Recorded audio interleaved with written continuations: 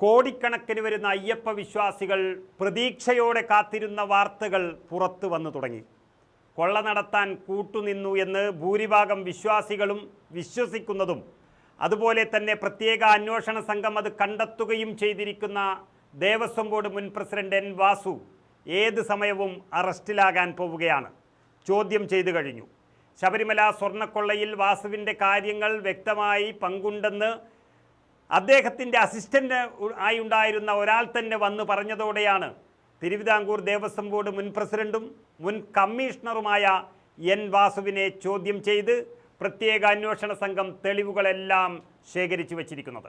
നിലവിൽ റിമാൻഡിലുള്ള ദേവസ്വം ബോർഡ് മുൻ executive officer Sudheesh കുമാറിനെ ചോദ്യം ചെയ്തതിൻ്റെ അടിസ്ഥാനത്തിലാണ് വിവരങ്ങൾ ലഭിച്ചത്.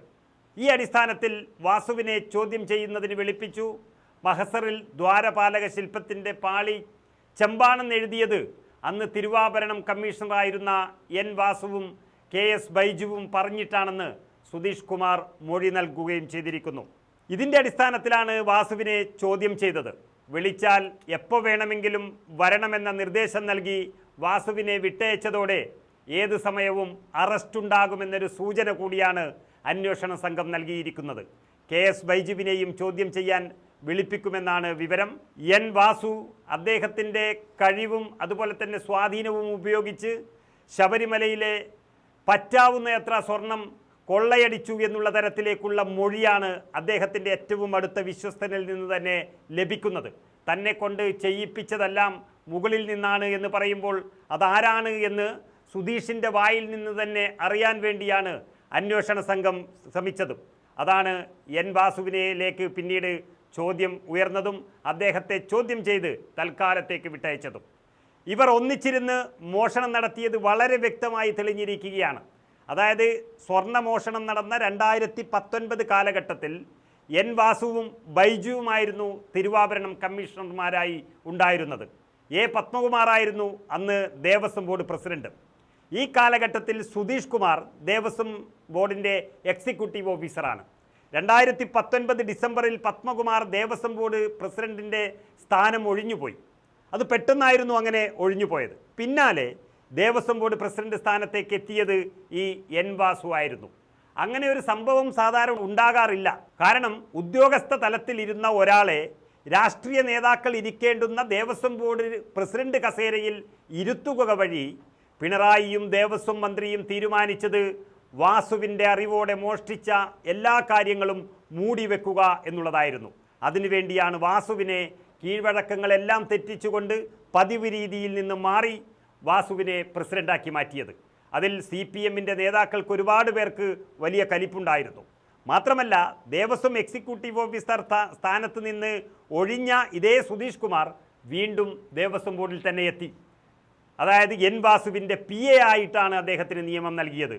അതും ഈ കള്ളന്മാരെയെല്ലാം വീണ്ടും ഒന്നിപ്പിക്കുന്നതിനുള്ളൊരു നിയമനമാണ് പിണറായി സർക്കാർ നടത്തിയത്. അതിപ്പോഴാണ് കൂടുതൽ തെളിഞ്ഞു വന്നത്. ആരൊക്കെയാണ് മോഷണം നടത്തിയത് എന്നും എന്തൊക്കെയാണ് ഇവർ മോഷ്ടിച്ചത് എന്നും അതുപോലെ എൻ വാസു അടക്കമുള്ള ഉദ്യോഗസ്ഥരുടെ പങ്ക് എന്താണ് എന്നും സുധീഷ് കുമാർ SITക്ക് വളരെ വിശദമായ മൊഴിയാണ് നൽകിയിരിക്കുന്നത്. സ്വർണ്ണക്കൊള്ളയിലെ മുഖ്യപ്രതി ഉണ്ണികൃഷ്ണൻ പോറ്റിക്ക് ദ്വാരപാലക ശില്പങ്ങളിലെ സ്വർണ്ണപ്പാളി കൈമാറിയത് ഭരണസമിതി പറഞ്ഞതുപോലെ തന്നെയാണ് എന്നും അതുപ്രകാരമാണ് എന്നും സുധീഷ് കുമാറിൻ്റെ മൊഴിയിലുണ്ട്. അത് വിരൽ ചൂണ്ടുന്നത് മുകളിലിരിക്കുന്ന മന്ത്രിയടക്കമുള്ളവരുടെ നേർക്കാണ്. മേലുദ്യോഗസ്ഥർ നൽകിയ നിർദ്ദേശങ്ങൾ പാലിക്കുക മാത്രമാണ് ഞാൻ ചെയ്തതെന്നും ഓരോ ഘട്ടത്തിലും ഇത് സംബന്ധിച്ച വിവരങ്ങൾ മേലുദ്യോഗസ്ഥർക്ക് കൈമാറിക്കൊണ്ടിരുന്നുവെന്നും രേഖകൾ അപ്പോൾ തന്നെ മേലുദ്യോഗസ്ഥരെ ധരിപ്പിച്ചിരുന്നുവെന്നും സുധീഷ് കുമാർ വളരെ വ്യക്തമായി പറഞ്ഞിട്ടുണ്ട്. അവരും ചെമ്പുപാളികൾ എന്നെഴുതിയത് തിരുത്തുകയോ എതിർക്കുകയോ ചെയ്തില്ല എന്നും സുധീഷ് കുമാർ മൊഴി നൽകിയിരിക്കുന്നു. ചോദ്യം ചെയ്യൽ മണിക്കൂറുകളോളം നീണ്ടുനിന്നു. സുധീഷ് കുമാർ പറഞ്ഞത് മൊത്തം അവിടെ നടന്ന യഥാർത്ഥ മോഷണത്തെപ്പറ്റിയും ആ മോഷണം നടത്തിയതാരെന്നും മോഷണം നടത്തിച്ചതാര് എന്നുള്ളതിൻ്റെ വ്യക്തമായ തെളിവുകളാണ് മണിക്കൂറുകളോളം നീണ്ട ചോദ്യം ചെയ്യലിൽ പറഞ്ഞിരിക്കുന്നത്.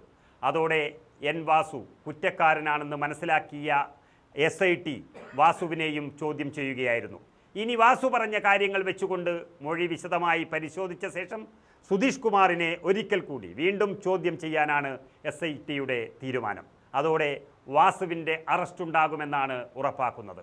എൻ വാസുവിൻ്റെയും വാസുവിനെ നിയന്ത്രിക്കുന്ന മന്ത്രി ഉൾപ്പെടെയുള്ളവരുടെയും കാര്യങ്ങൾ ഉണ്ണികൃഷ്ണൻ പോറ്റിയുമായി സംസാരിച്ച് കച്ചവടം ഉറപ്പിക്കുന്നത് ഈ സുധീഷ് കുമാർ ആയിരുന്നു എന്നാണ് തെളിഞ്ഞിരിക്കുന്നത്. ഉണ്ണികൃഷ്ണൻ പോറ്റിയുമായും അതുപോലെ മുകളിലുള്ളവരുമായും ഒരുപോലെ അടുത്ത ബന്ധം പുലർത്തിയിരുന്ന സുധീഷ് കുമാർ അറസ്റ്റിലായതോടെ കാര്യങ്ങളെല്ലാം തന്നെ ഏറെക്കുറെ പിടികിട്ടിയിരിക്കുന്നു എന്നുള്ളതാണ് യാഥാർത്ഥ്യം.